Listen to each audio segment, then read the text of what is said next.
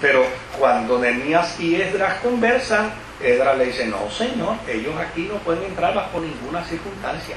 Esa gente ya no es de Israel.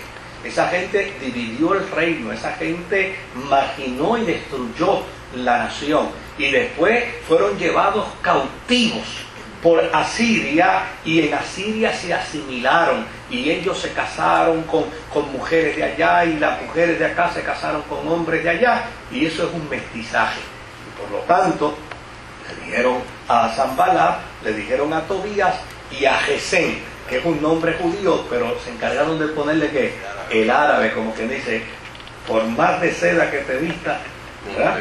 Mona te queda. No, aquí no vas a entrar. ¿Por qué? Porque ya necesariamente no iban a aceptar nunca a los samaritanos. Jesús fue el que determinó incluir a los samaritanos en el reino.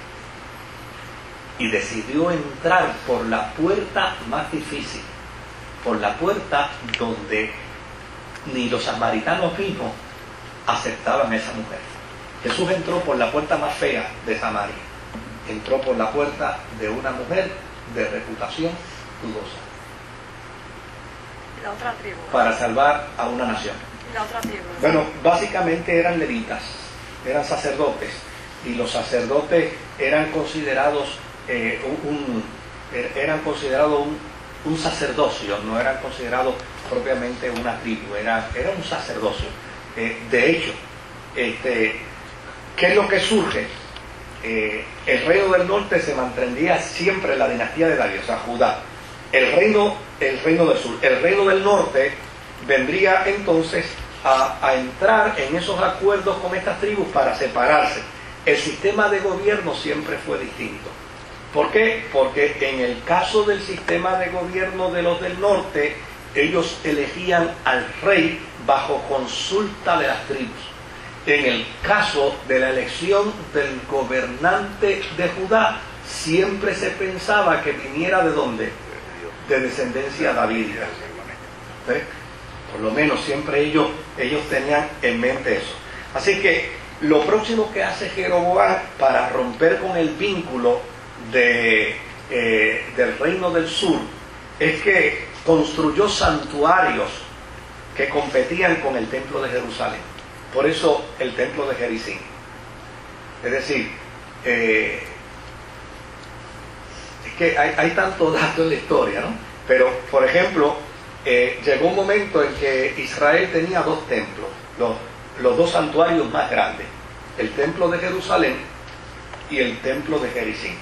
Pero, ¿qué sucede? Hubo un rey de Egipto, un rey de Siria, que entró a Jerusalén e inclusive profanó el templo de Jerusalén.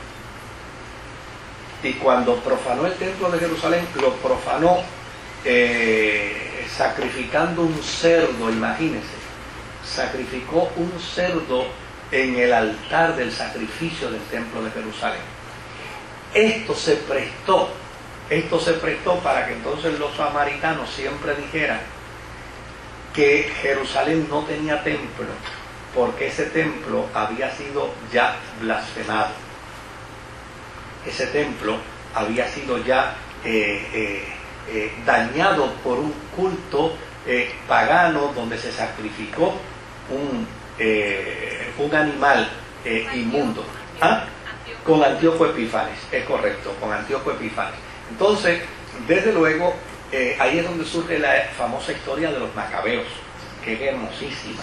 Es una historia muy linda, porque es la historia de una familia que se enfrenta a Antíoco Epífanes y lo hace huir de Israel.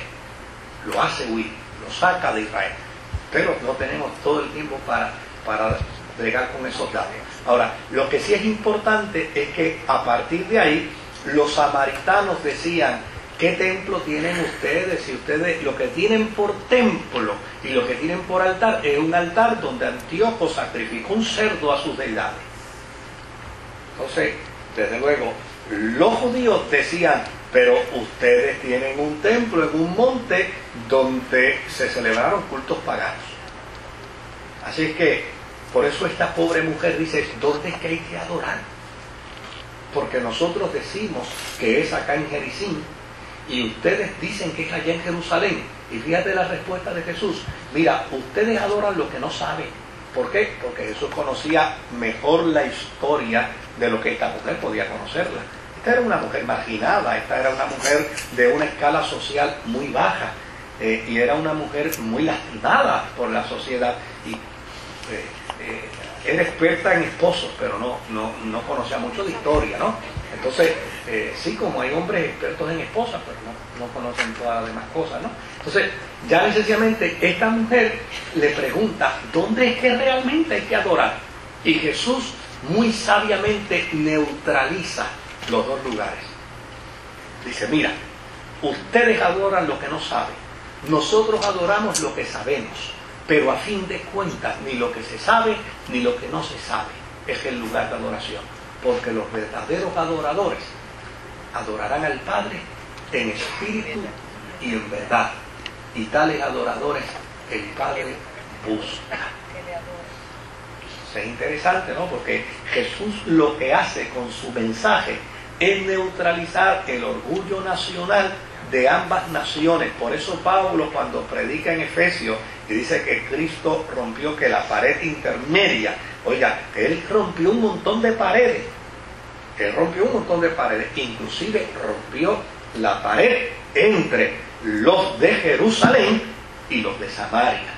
De hecho, la historia es hermosa porque dice que él tenía que ir a Nazaret, pero era necesario pasar entre Jerusalén y Samaria. Y eso es un tema bien hermoso, pasando entre Jerusalén y Samaria. Bueno, pero una pregunta, los de Jerusalén son los de la sección donde estaba Roboam. Los de Jerusalén son de la sección donde estaba Roboam, la sección del sur. Los del norte son los de Jeroboam, obviamente que son las 10 tribus. Así es. Así es que...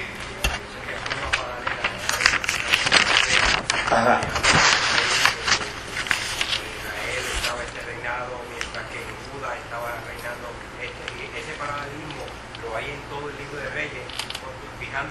En Reyes y en las Crónicas los vamos a encontrar constantemente. Y estaba el rey del norte y estaba el rey de Israel, y de hecho a veces hay personas que se pueden confundir pensando que cuando se habla del rey de Israel estamos hablando del reinado de Judá, y el reinado de Judá no es de Israel, el reinado de Judá es del sur.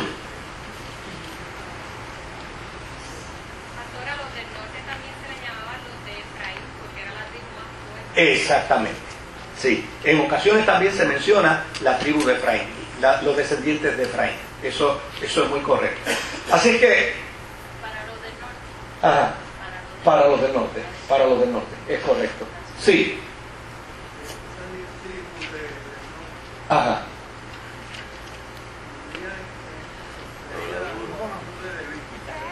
Si puede hablar un poquito más alto. Ajá. Sí.